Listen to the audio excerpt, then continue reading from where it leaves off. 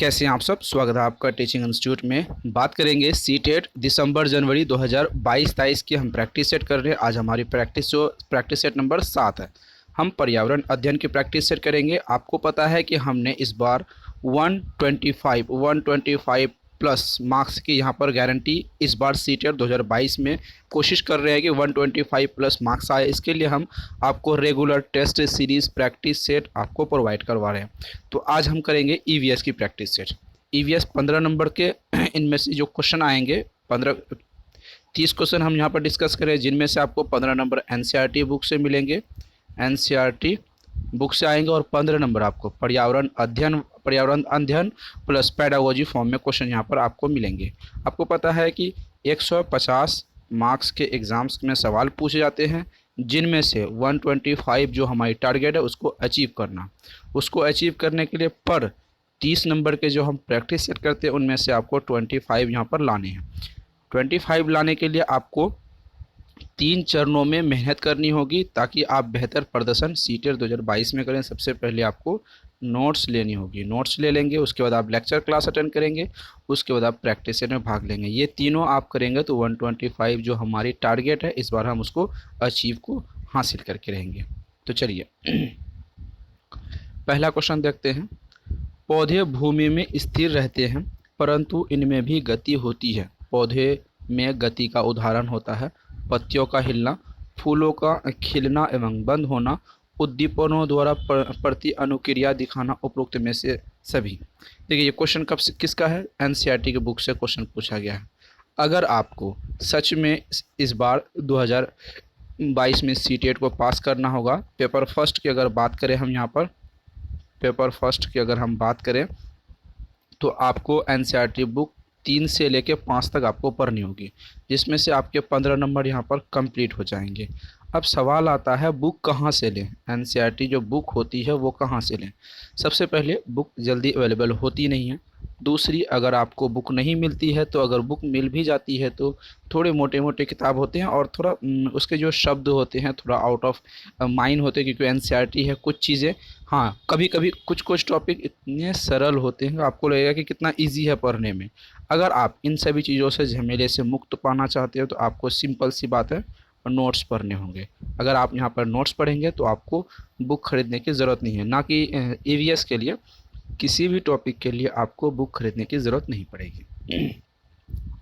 Video के last में मैं आपको नंबर बता दूंगा, उस नंबर पर आप व्हाट्सअप करेंगे और आपको आराम से पीडीएफ फॉर्म में नोट्स मिल जाएगी, तो दिक्कत नहीं होगी। दूसरी सवाल, अगर आप अदर स्टेट से, अदर डिस्ट्रिक्ट के जो भी आपके दूर दूर में जिसे आप जानते नहीं हैं, फिर भी उससे आप सीटेट 2022 के बारे में आप उससे डिस्कस करना चाहते हैं, चर्चा करना चाहते हैं, उनसे कोई क्वेरीज पूछना चाहते हैं, तो आप सीटेट इस वीडियो के डिस्क्रिप्शन बॉक्स में जाएंगे, वहाँ पर सीटेट 2022 नाम करके एक व्हाट्सएप ग्रुप मिल जाएगा, उसको ज्वाइन कर लेंगे। आपको हमारे साथ जितने अभ्यर्थी जुड़े हैं उसको वहाँ पर ज्वाइन किए हुए हैं। उन अभ्यर्थियों ने, जो अभ्यर्थी सीटेट 2022 में पास हैं, पास करेंगे, जो क्वालिफाइड करने वाले हैं या फिर जो एग्ज़ाम्स की तैयारी करने वाले हैं, सभी अभ्यर्थी वहां पर आपको मिल जाएंगे। अब एक दूसरे से बात कर सकते हैं। चलिए यह जानकारी देनी थी। अब सवाल आता है इसका राइट आंसर। इसका राइट आंसर उपरोक्त में से सभी होगा।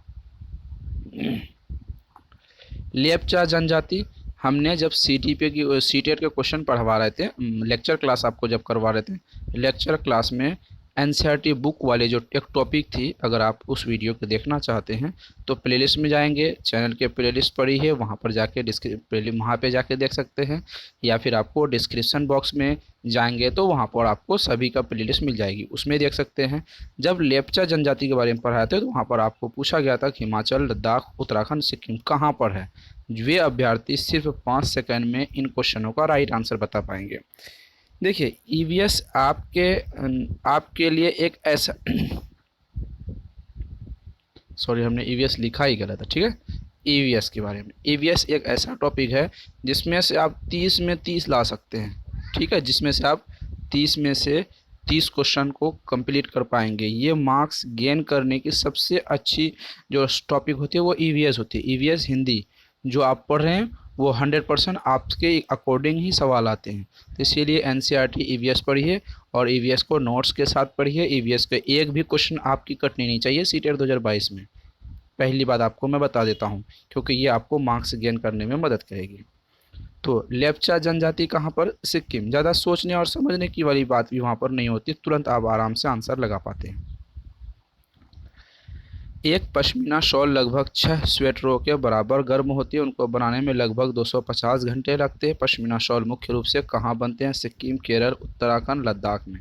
सबसे पहली बात है पश्मीना शॉल कैसे बनाई जाती है, पूरी डिटेल में एनसीईआरटी के नोट्स में आपको मिल जाएगी, कैसे कैसे होती है। अभी पश्मीना शॉल के बारे में पूछा गया कहाँ के बनते हैं, अगले क्वेश्चन पश्मीना शॉल के बारे में कुछ और पूछ ली जा सकती है, तो सभी चीज़ों का डिटेल में बात की गई है। तो पश्मीना शॉल लद्दाख में बनती है।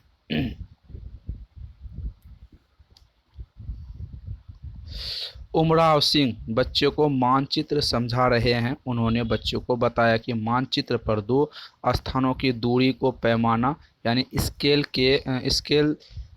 स्केल से दर्शाते हैं। जैसे 1 सेंटीमीटर 800 मीटर। अगर दो स्थानों के बीच का पैमाना तो 5 सेंटीमीटर में तो बराबर कितनी होगी? तो 1 से बराबर 800 मीटर होगा, तो 5 में कितनी होगी? तो ये चीज़ें 5 से 800 से गुना कर दीजिए। तो यहाँ पर आ जाएगी 4000 आ जाएगी। तो इस हिसाब से राइट आंसर क्या हो जाएंगे? 4 kilometre, option number D. Simple बात है।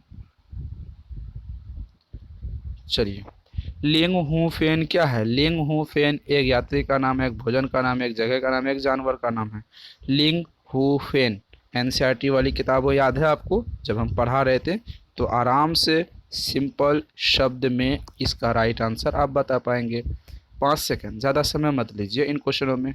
लिंग हू फेन एक भोजन का नाम है, ठीक है।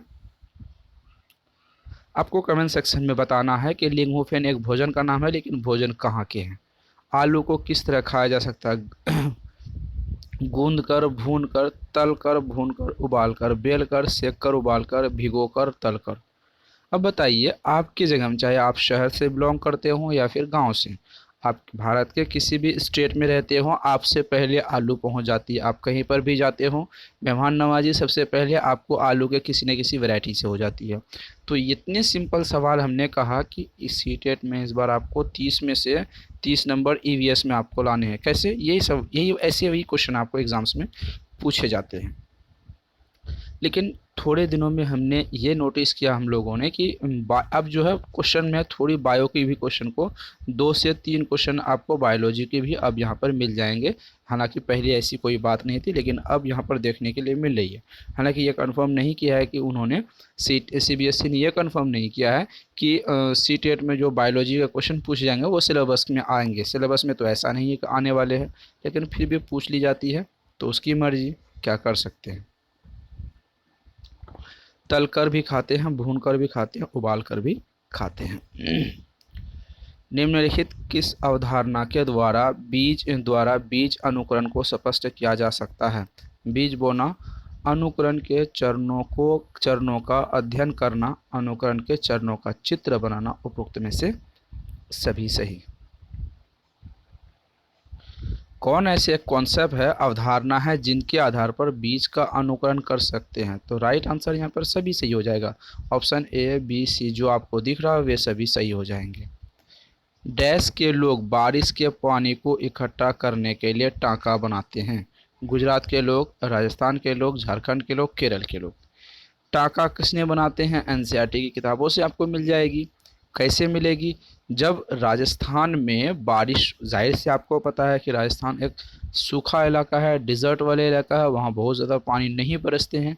तो जब भी साल में कुछ दिन बारिश होती है तो छत पर वो लोग छत को साफ़ सफाई करके एक पाइप के रास्ते से आंगन में एक टांका बना दी जाती है, उसमें पानी जमा कर दी जाती है, उसमें छत का पानी जमा करते हैं। तो राजस्थान के लोग, ठीक है।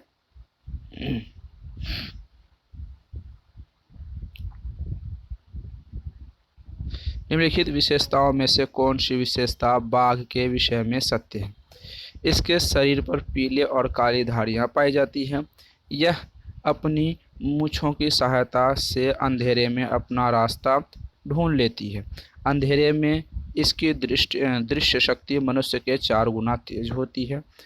यह अपने मूत्र की मदद से अपने क्षेत्रों को पहचान लगती है। ए बी सी डी कौन होंगे? एनसीईआरटी बुक में ये चीज़ें हमने पढ़ा के रखा। हम बार बार जब भी ईवीएस के एग्ज़ाम्स की तैयारी करवाते हैं, पढ़ाते हैं ईवीएस वाले चैप्टर, तो आप बार बार एनसीईआरटी की इसलिए जिक्र करते हैं क्योंकि एनसीईआरटी को डिटेल में पढ़ने से ही आपको एलसीटेट क्लियर हो जाएगी। चलिए, क्या राइट आंसर होगा बताइए।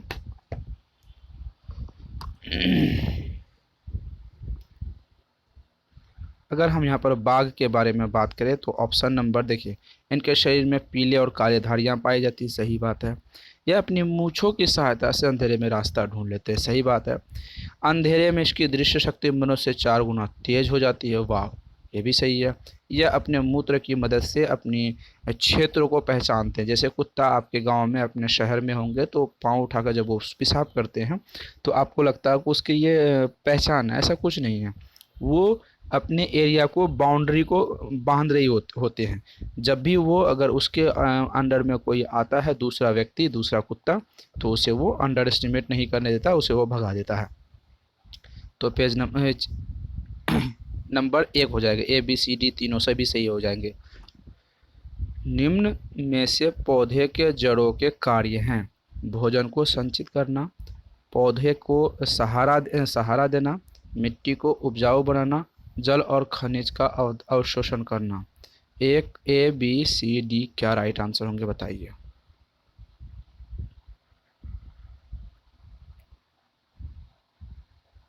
चलिए, इसका राइट ढूंढिए, आंसर क्या होगा। देखिए, भोजन को संचित करना ये जड़ों का काम बिल्कुल भी नहीं है। भोजन को संचित नहीं करता, पौधे को सहारा देता है, मिट्टी को उपजाऊ बनाता है, जड़ और खनिजों को अवशोषण करता है। तो ऑप्शन नंबर बी यहाँ पर सही हो जाएंगे। आगे बात करते हैं। सन 1822 में एक नौजवान सैनिक को गोली घायल से लग गई थी। उसको यह डॉक्टर के पास लेके जाया। डॉक्टर ने सैनिक को जख्म ठीक किया, पर उसके पेट में एक छेद रह गया। डॉक्टर ने उसके पेट में 9 सालों तक प्रयोग किया, पाचन के रहस्य को खोजा। यह डॉक्टर थे Ronald Ross, Martin Bowman, Edward Jenner. ठीक है, राइट आंसर क्या होगा। ठीक है, ये डॉक्टर के नाम क्या थे, एनसीईआरटी बुक से मिल जाएगा, बोमेन थे। Option number A right, C right answer. निम्न में से एक त्यौहार और नृत्य है? ओणम, बिहू, चेराओ, डांडिया। त्यौहार भी है, एक नृत्य भी है। बिहू, बिहू क्या है, एक नृत्य है, असम का नृत्य है, आपको मैं बता दूं, और एक त्यौहार भी है। ठीक है। निम्नलिखित में से किसके द्वारा वनों की कटाई रोका नहीं जा सकता? वनों के द्वारा कटाई रोका वनों की कटाई की बात की गई यहाँ पर। खनिज खनन के लिए करे कानून बनाकर, हाँ, ऐसे इनमें से एक सही होंगे जो वन को काटने से रोका नहीं जा सकता। खनिज खनन के लिए कड़े कानून बनाकर, कृषि अनुपयुक्त भूमि का वन लगाकर, ग्रामीण क्षेत्रों में पलायन रोककर, पारंपरिक ऊर्जा को बढ़ावा देने से। तो ये चीज़ें देखिए, ये सबसे अलग है। ऑप्शन नंबर डी जो है वो सबसे अलग है, तो राइट आंसर हो जाएगा। निम्न में से किसका स्वाद तो तीखा होता है, मीठा और नमकीन दोनों व्यंजनों में डाला जाता है? जीरा, लौंग, काली मिर्च, सौंफ। देखिए, स्वाद तीखा होता है और नमकीन कुछ मीठे और नमकीन दोनों में यहाँ पर डाला जाता है। राइट आंसर की बताइए। मिर्च की बात करेंगे हम, काली मिर्च। काली मिर्च के सबसे पहले इसका स्वाद कैसा होता है? तीखा होता है। मिर्च हमको लगता है, मिर्च को याद रखेंगे, मिर्च का जो स्वाद होता है वो तीखा होता है।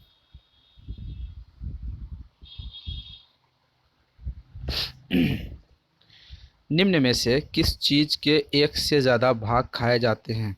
पालक, आंवला, केला, आलू। एक से ज़्यादा भाग को हम, कौन ऐसा चीज़ है जिसके खाते हैं? ये केला की बात हम कर रहे हैं। ठीक है, आगे बढ़ते हैं। एक पर्यावरण अध्ययन का शिक्षक बच्चों को विभिन्न प्रकार के ईंधनों के विषय में जानकारी दे सकता है। चित्र एवं चार्टों द्वारा, ईंधन के नमूने दिखाकर, ईंधन के प्रकार पर एक लघु फिल्म बनाकर, ईंधनों के प्रकार पर बच्चों के सूची बनवाकर। इनमें से क्या होगा राइट आंसर बताइए।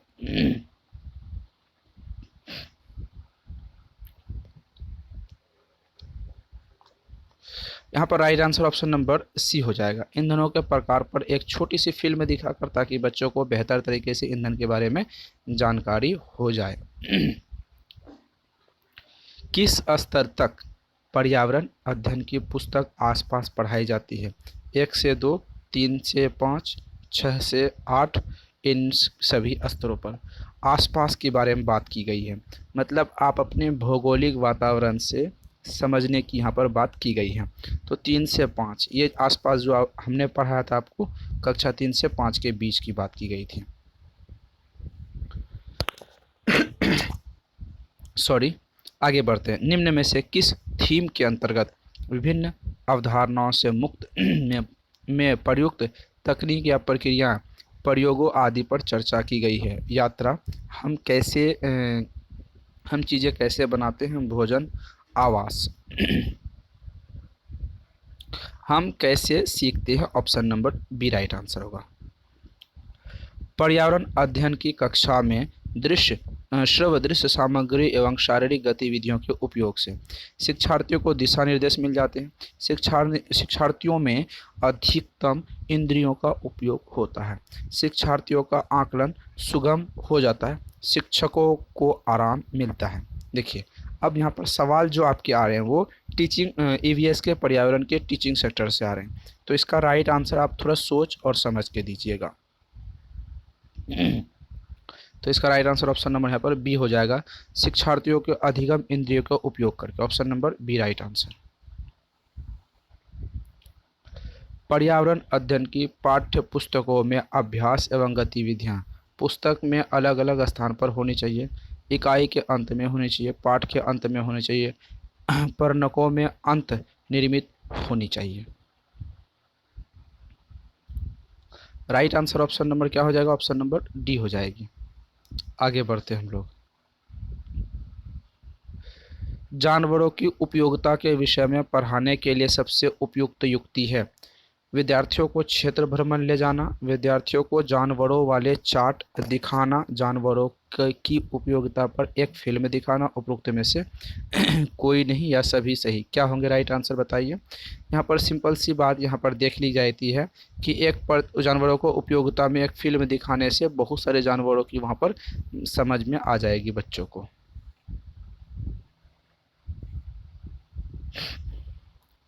निम्नलिखित में से कौन सा कथन सही नहीं है? मतलब यहाँ पर 3 ऑप्शन सही होंगे, 1 ऑप्शन गलत होंगे। ठीक है, गलत वाले को आपको यहाँ पर ढूंढते रहना। सबसे पहले गलत वाले को ढूंढिए।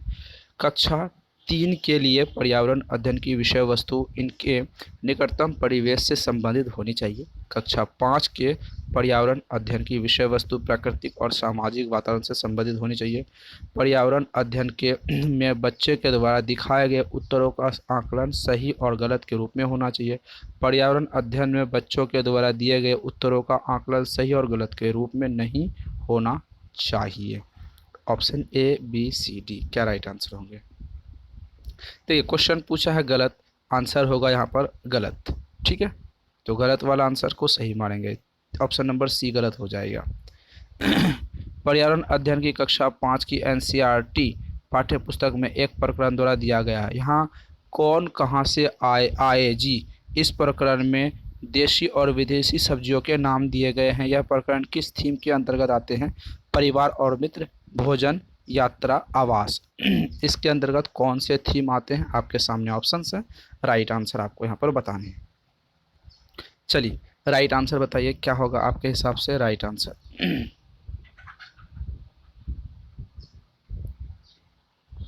तो यार राइट आंसर इसका ऑप्शन जो हो जाएगा, ऑप्शन नंबर यहाँ पर बी हो जाएगा, भोजन। आगे बात करते हैं। पर्यावरण की शिक्षिका शिक्षिका बच्चों को निम्न बातें बताती है। प्रयोग में न होने पर बिजली के उपकरण बंद कर देना, दूसरों की बातों को बिना रोक टोक के सुनना चाहिए। उपरोक्त बच्चों में से किस चीज़ का विकास होगा? अभिव्यक्ति का, न्याय और समानता के प्रति सरोकार का, विश्लेषण रोकने की, सहभागिता की। राइट आंसर बताइए क्या होगा ऑप्शन। तो option number right answer D हो जाएगा, सहभागिता की। शिक्षण में बच्चों के अनुभव को महत्व देने से बच्चों का अदाई कौशल परिमार जो होता है, अभिव्यक्ति कौशल विकास होता है, बच्चों की सीखने की प्रक्रिया को बढ़ावा मिलता है। उपयुक्त में से सभी सही हो जाएंगे। जो अनुभव होते हैं वो बच्चों की सीखने की प्रक्रिया में बढ़ावा मिलती है। बच्चों के क्या होते हैं? सीखने की प्रक्रिया में बढ़ावा मिलती है। ऑप्शन नंबर सी।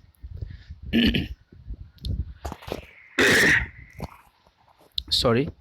वह कौन सी विधि है जिससे बच्चे छात्र सबसे अधिक अच्छी तरह से सीखते हैं? स्वयं द्वारा करके, पढ़कर, सुनकर, देखकर। बच्चे किसके द्वारा स्वयं सीखते हैं? तो जब स्वयं सीखते हैं तो लर्निंग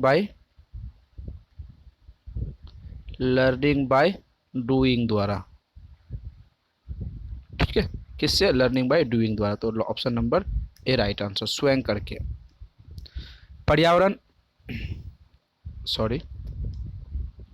पर्यावरण अध्ययन पाठ्य पुस्तक की विषय वस्तु के विषय में कौन सा कथन असत्य है? यानी 3 सही। रटकर सीखने को हतोत्साहित कर, प्रश्न करके और खोजने की मौका देना, केवल लिखित जानकारी देनी चाहिए, परिभाषा और व्याख्यानों को दूर रखना चाहिए। 1 2 3 4 5 3 2 3 4 3 4 केवल 3 राइट आंसर। जल्दी बताइए इसका क्या होगा आपके हिसाब से राइट आंसर? तो असत्य पूछा है, तो ये सही ऑप्शन। रट कर सीखना आप बताएंगे। आप कहेंगे कि सर रटने वाली बात तो आपने कहा था कि ये चीज़ें, रटने वाली चीज़ें तो गलत हो जाएगी। हतोत्साहित हो, रटने के ऑपोजिट होगा तो सही हो जाएगा। अगर प्रोत्साहित होता तो गलत होता। प्रश्नों को खोजने का मौका, ये भी सही हो जाएगा। केवल केवल एक नेगेटिव टैग वर्ड है, केवल एक नेगेटिव टैग वर्ड। तो राइट आंसर ऑप्शन नंबर 3 सिर्फ यहाँ पर केवल दिखा गया है। तो राइट आंसर होगा ऑप्शन नंबर डी। आगे बढ़ते हैं। पर्यावरण अध्ययन की कक्षा में बच्चे बहुत प्रश्न पूछते हैं। इससे यह निष्कर्ष निकलता है कि बच्चे अध्यापक के द्वारा समझाए गए विषय वस्तु को अच्छी तरह समझ गए हैं। बच्चे पाठ्य को शीघ्र पूरा करना चाहते हैं। बच्चे कक्षा में अभिप्राय शिक्षण हो रहा है। ऑप्शन डी है, बच्चे अध्यापिका के द्वारा समझाए गए विषय वस्तु को समझ नहीं पाए हैं। अगर 88 का बात की जाए तो वो ऑप्शन नंबर सी हो जाएगा, अभिप्रेरित शिक्षण हो रहा है जल्दी, इसीलिए वो ज़्यादातर क्वेश्चन को वहाँ पर पूछ रहा है।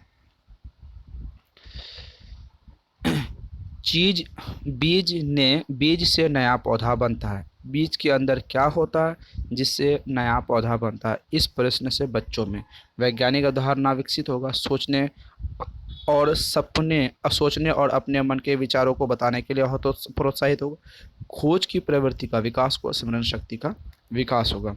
पहली तो स्मरण शक्ति का विकास नहीं होगा। ठीक है, खोज के बारे में बात की गई है। पौधे में के अंदर बीज है, बीज के अंदर पौधे बनते हैं, तो कैसे बनते हैं, इसके अंदर क्या होता है? ये खोज। Option number C right answer, खोज विधि के द्वारा यहाँ पर होता है। अंदाजा लगाओ कि बकरवाल और चांगम्पा लोग की ज़िंदगी में कौन सी बातें मिलती जुलती है और इनमें क्या फ़र्क होता है? इस प्रश्नों से बच्चों में किस कौशल का विकास होता है? व्याख्या, प्रश्न पूछना, वर्गीकरण, विश्लेषण। यहाँ पर कौन से कौशल का विकास होगा?